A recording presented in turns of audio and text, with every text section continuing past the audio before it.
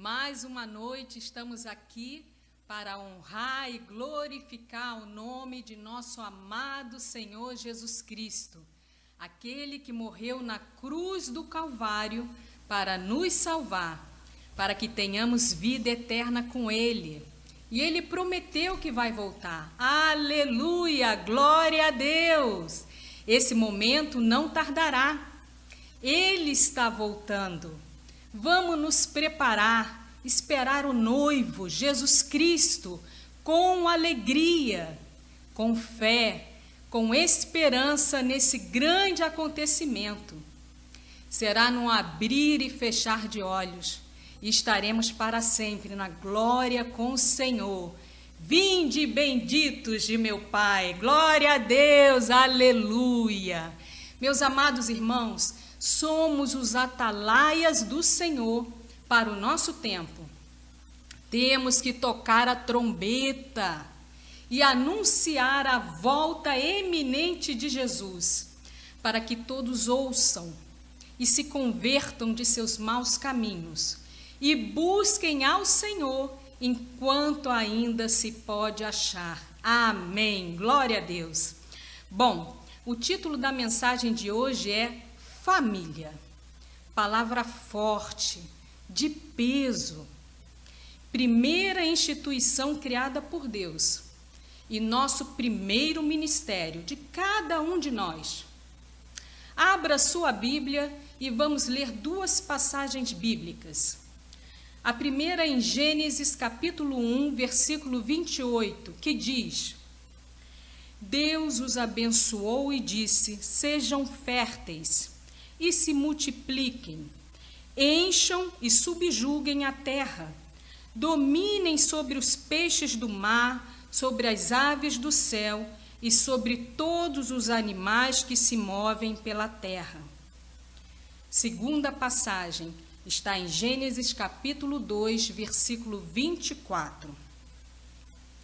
Por essa razão, o homem deixará seu pai e sua mãe, e se unirá à sua mulher, e eles se tornarão uma só carne. Amém? Vamos orar? Senhor, estamos aqui para mais uma vez estudarmos a sua palavra. Fala aos nossos corações aquilo que o Senhor quer nos mostrar, ensinar, libertar e transformar. Em nome de Jesus. Amém. Amados irmãos, o Senhor Jesus, Ele zela muito por cada vida, zela por cada um de nós e zela por cada família. Deus criou a família para ser unida, guiada por Ele. A família é um projeto de Deus, um sonho de Deus. Não é um projeto do homem, mas sim um projeto de amor divino. E o sonho de Deus não mudou quanto a isso. Continua o mesmo sonho até os dias de hoje. Toda forma de pensar que tenta mudar esse projeto de Deus, esse sonho de Deus, vem do maligno. Hoje vivemos dias que estamos perdendo os valores sobre família. Tudo está mudado.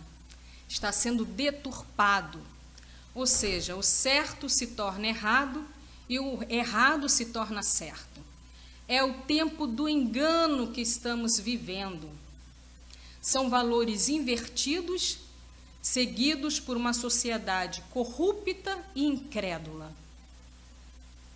Mas a verdade bíblica sobre a família é irrevogável, ou seja, não se pode anular ou apagar. O sonho de Deus é vitalício, ou seja, a verdade bíblica sobre a família, projeto de Deus, permanece válida para sempre, para todo sempre. Deus criou o homem e logo concedeu a mulher como sua companheira. Deus viu que não era bom que o homem estivesse só e por isso lhe preparou uma auxiliadora idônea. Gênesis capítulo 2, versículo 18. Vamos ler. Então, depois de criar o homem e a mulher, Deus os uniu como casal, se tornando uma só carne, e os abençoou com fertilidade e ordenou que se multiplicassem sobre a terra. Ou seja, a família surge a partir do casamento e é bênção para o homem e para a mulher, que terão uma vida em comunhão. Em Provérbios 18, capítulo 18, versículo 22, diz: o que encontra uma boa esposa obteve a benevolência do Senhor, recebeu uma bênção do Senhor. Irmãos, hoje as pessoas estão tão impregnadas com a mentalidade errada desse mundo que consideram o casamento uma caretice, né? O casamento continua sendo um projeto do Senhor, sonho do coração do Senhor. O Senhor é eterno, seus sonhos e projetos são eternos. A palavra de Deus é eterna. Ela foi, ela é e será eternamente viva para as nossas vidas. Ah, mas o casamento é uma caretice, né? Isso é na época da Bíblia. Esse é o pensamento errado.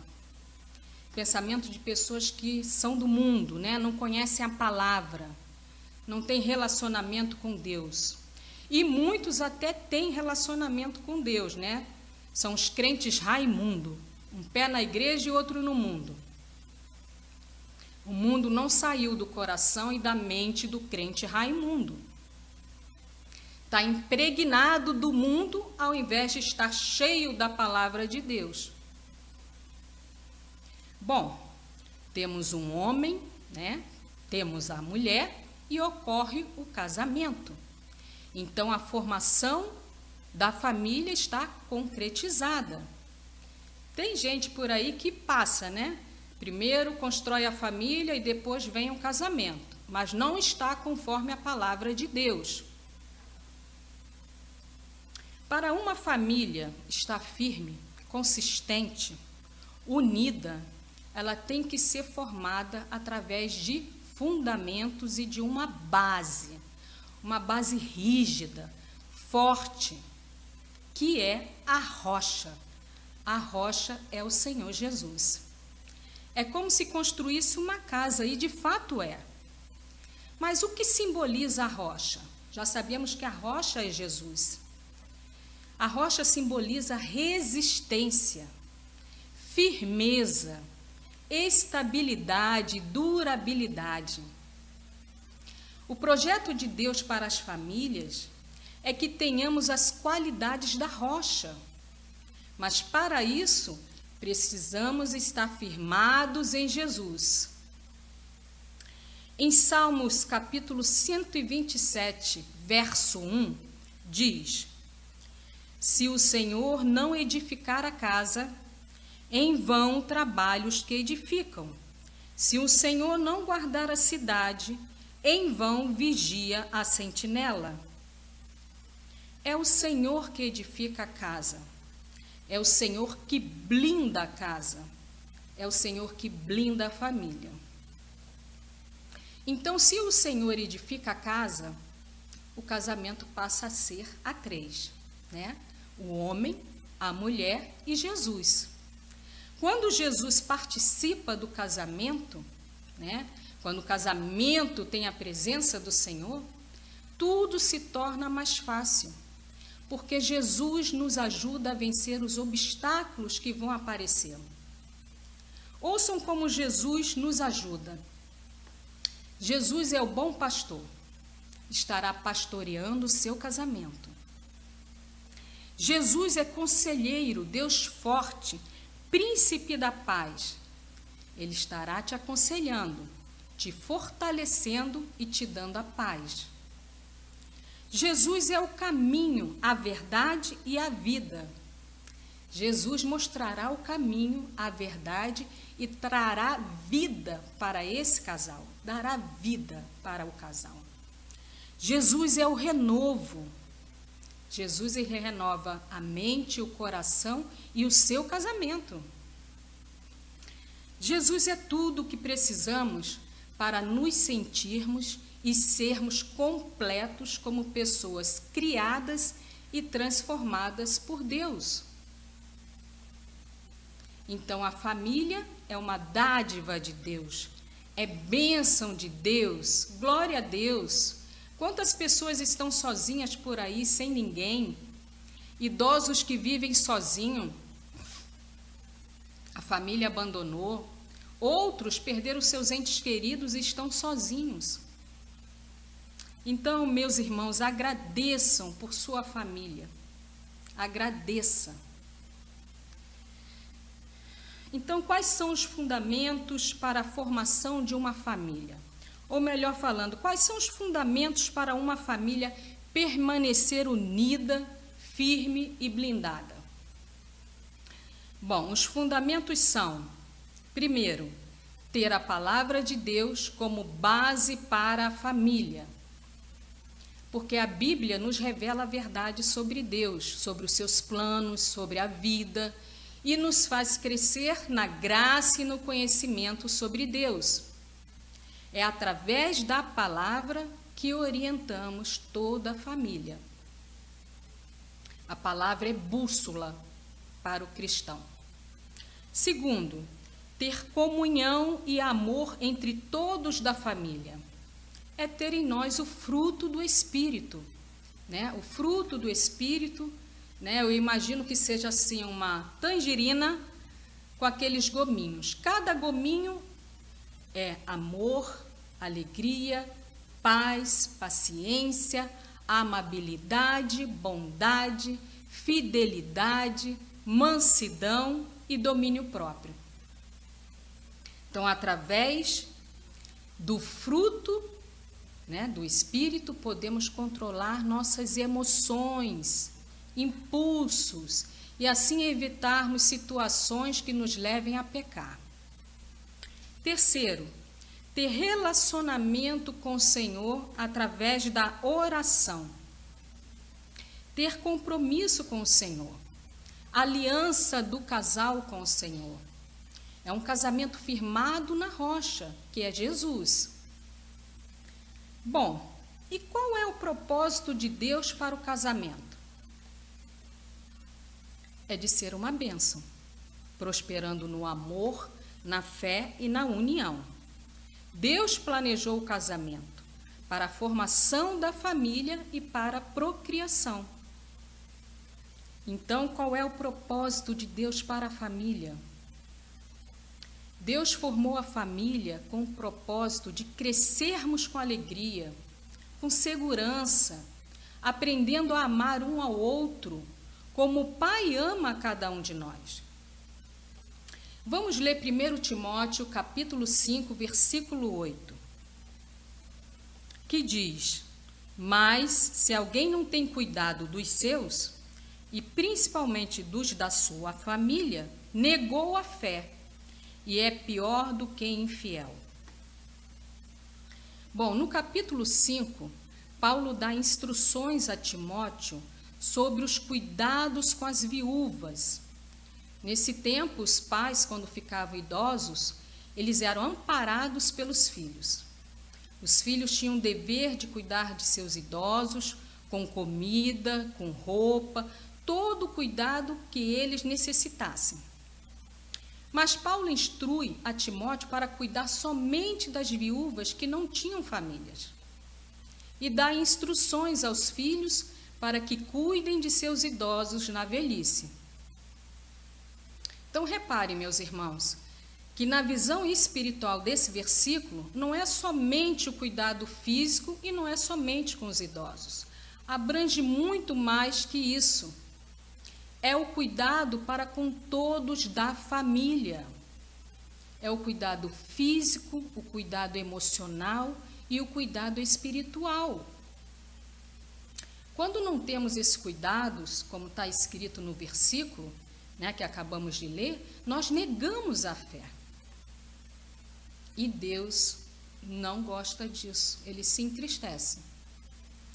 Em 1 Timóteo capítulo 3, diz que devemos ser amáveis, pacíficos, não apegados ao dinheiro, e devemos saber governar a casa. Vamos ler aqui os versículos de 2 a 5. Convém, pois, que o bispo seja irrepreensível, marido de uma mulher, vigilante, sóbrio, honesto, hospitaleiro, apto para ensinar. Não dado ao vinho, não espancador, não cobiçoso de torpe e ganância, mas moderado, não contencioso, não avarento, que governe bem a sua própria casa, tendo seus filhos em sujeição com toda a modéstia. Porque se alguém não sabe governar a sua própria casa, terá cuidado da casa de Deus?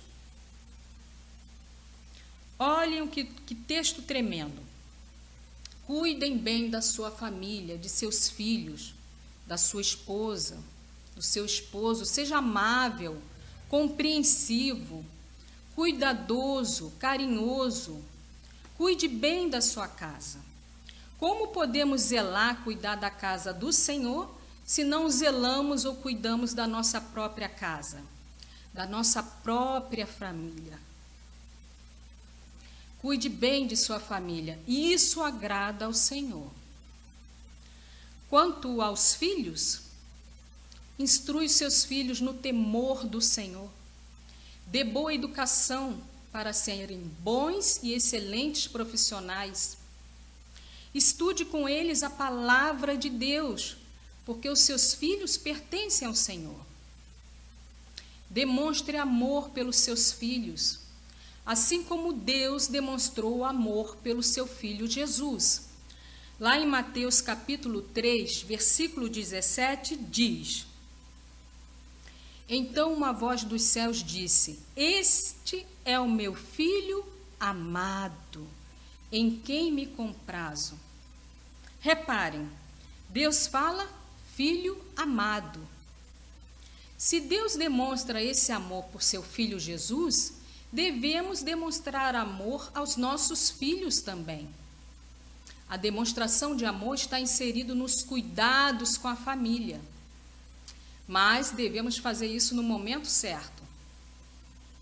Uma outra forma de expressar nosso amor, carinho e zelo por nossos filhos é através da oração. Oração por nossos filhos. Tem orado pelos seus filhos? Já orou pelos seus filhos hoje? Tem entregado seus filhos nas mãos do Senhor?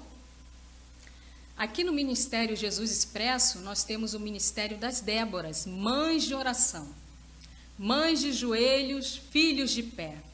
Se você, minha irmã, está tendo problemas com seu filho, filha, netos, venha orar conosco aqui na igreja toda terça-feira, às 16h30. Aqui estudamos a palavra, colocamos tudo diante de Deus, os problemas que estamos enfrentando, e damos testemunhos da vitória alcançada. Também temos a mesa de oração toda quarta-feira às 20 horas. Desejando, você poderá entrar em contato com o ministério para deixar o seu pedido de oração. Amém? Mas, continuando o nosso estudo, quantas famílias têm agido diferente ao que está escrito na Bíblia? Famílias que brigam, se agridem verbalmente, fisicamente, e quando são crentes que têm que vir para a igreja, vêm de cara limpa, sem se arrepender, achando que está tudo certo, mas estão enganados. Deus é onisciente, onipotente e onipresente. Ele tem todo o conhecimento, tem todo o poder e está presente em todos os lugares, vendo tudo. E está vendo o que acontece na casa de cada um de nós. E tudo isso tem consequência. Quando ferimos nossa família, ferimos a nossa fé. Ferimos o nosso relacionamento com Deus. E Deus não aprova isso. Veja como isso afeta o nosso relacionamento com Deus. 1 Pedro, capítulo 3, versículo 7. Do mesmo modo, vocês, maridos, sejam sábios no convívio com suas mulheres e tratem-nas com honra como parte mais frágil e co-herdeiras do dom da graça da vida, de forma que não sejam interrompidas as suas orações. Olha que tremendo. De forma que não sejam interrompidas as suas orações. Então, Deus fala para os maridos serem sábios, fala para tratar bem as esposas com honra, para que as orações não sejam impedidas de chegarem até o trono da graça de Deus.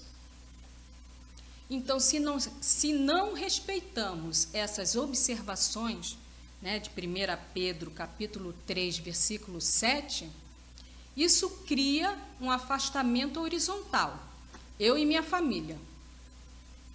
E cria um afastamento vertical, eu e Deus. Então, isso impede o relacionamento com Deus, impede a oração. Se há amor, respeito na família, então há bênção do Senhor para a família. Bem-aventurado aquele que teme ao Senhor e anda nos seus caminhos, pois comerás do trabalho das tuas mãos. Feliz será e te irá bem. A tua mulher será como a videira frutífera aos lados da tua casa, os teus filhos como plantas de oliveira em redor da tua casa. Salmos, capítulo 128, verso 1 ao 3. São bênçãos. Deus ama a família. Agora, se o irmão não cuida bem da sua família, isso não agrada ao Senhor. Afeta o seu relacionamento com Deus. Traz maldição e abre brecha para o inimigo entrar, que tem como objetivo atacar a família, o sonho de Deus. Ele mata, rouba, destrói os sonhos da família. Prestem atenção. Hoje estou pondo diante de vocês a bênção e a maldição. Vocês terão bênção se obedecerem aos mandamentos do Senhor, o seu Deus, que hoje estou dando a vocês. Deuteronômio, capítulo 11, versículos 26 e 27. Se não obedecemos, logo teremos maldição. Então vejam bem, há uma conexão forte entre família e Deus. Nós temos aqui na Bíblia exemplos de famílias que foram abençoadas por Deus. A casa de Abraão, Deus abençoou através de Abraão todas as famílias da terra. A casa de Noé foi abençoada com salvação. A casa de Arão foi abençoada no ministério. Casa de Josué foi abençoada com decisão. Casa de Obed, abençoada com prosperidade. Casa de Ezequias, abençoada com organização. Casa de Davi, abençoada com promessa. Então, meus irmãos, a salvação é individual, mas o propósito de Deus é familiar. Agora, um exemplo de família amaldiçoada. Nós temos aqui o profeta Eli e seus filhos. Os filhos de Eli, eles tomavam o que não pertencia a eles e roubava de Deus a oferta, enganando o povo. O que aconteceu? Maldição. Foram mortos na batalha entre os israelitas e filisteus e morreram, consequência do pecado. O profeta Elias era um pai omisso, não chamava atenção, né? Não corrigia, morreu também. Ele caiu da cadeira, quebrou o pescoço, quando soube que a arca da aliança estava com os filisteus e que seus filhos foram mortos na guerra. E aí, o que vai ser? Bênção ou maldição? Deus nos dá ordens para seguirmos, né, para sermos abençoados. Vamos ver aqui. Maridos, amem suas esposas, como Cristo amou a igreja. Efésios capítulo 5, versículo 25. Mulheres, se submetam aos seus maridos. 1 Pedro capítulo 3, versículo 1. Filhos, obedeçam aos seus pais, pois isso é agradável ao Senhor. Colossenses capítulo 3, versículo 20. Pais, não irritem seus filhos, antes criem eles segundo a instrução e conselho do Senhor. Efésios capítulo 6, versículo 4. Reparem que não é apenas o relacionamento do marido e a esposa, mas também é o relacionamento dos pais com os filhos e dos filhos com os pais. Ele converterá o coração dos pais aos filhos e o coração dos filhos a seus pais, para que eu não venha e fira a terra com maldição. Malaquias capítulo 4, versículo 6. Além da família terrena, que nós temos aqui, que o Senhor nos concede, temos também a família celestial. Deus tem uma família. Deus criou o homem para adoração e criou o homem para completar a sua família celestial. Porque aqui, meus queridos, nós estamos de passagem. A sua escolha vai definir o seu destino. Se é com a família celestial do Senhor ou se é naquele lugar de purgatório, o Hades, de sofrimento, Como diz aqui em Efésios capítulo 2, versículo 19: assim já não sois estrangeiros, nem forasteiros, mas concidadãos dos santos e da família de Deus. Deus Pai, Deus Filho, Deus Espírito Santo e nós os adoradores. Aleluia! Deus nos ama tanto que Ele se revela também para nós através de figuras familiares. Amor de mãe e provisão do pai.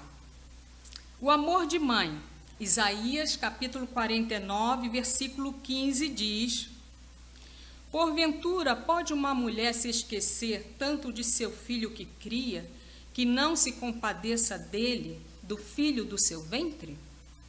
Mas ainda que esta se esqueça dele, contudo, eu, o Senhor, não me esquecerei de ti. O amor de mãe é um amor grande, Mas o amor de Deus é muito maior que o amor de mãe. Outra figura que Deus usa, a provisão do Pai. Lucas capítulo 11, versículo de 11 a 13. E qual o pai de entre vós que, se o filho lhe pedir pão, lhe dará uma pedra? Ou se lhe pedir peixe, lhe dará uma serpente? Ou também, se lhe pedir um ovo, lhe dará um escorpião? Pois se vós, sendo maus, sabeis dar boas dádivas aos vossos filhos, quanto mais dará o Pai Celestial, o Espírito Santo, àqueles que lhe o pedirem? Então, a provisão do Senhor é muito maior que a provisão do Pai. E Deus tem pensamentos sobre nós. Ele tem tudo planejado para cada um de nós. Ele nos ama e quer o nosso bem, o bem da família. Jeremias capítulo 29, versículo 11. Porque sou eu que conheço os planos que tenho para vocês, diz o Senhor, planos de fazê-los prosperar e não de causar dano, planos de dar a vocês esperança e um futuro. Tremendo, Então, a família é a primeira instituição criada por Deus e é o primeiro ministério de cada um de nós. Quando cuidamos com amor da nossa família, estamos cuidando da obra de Deus. E devemos nos esforçar para isso. cuidar da nossa família. Quem não cuida da sua família renega a fé.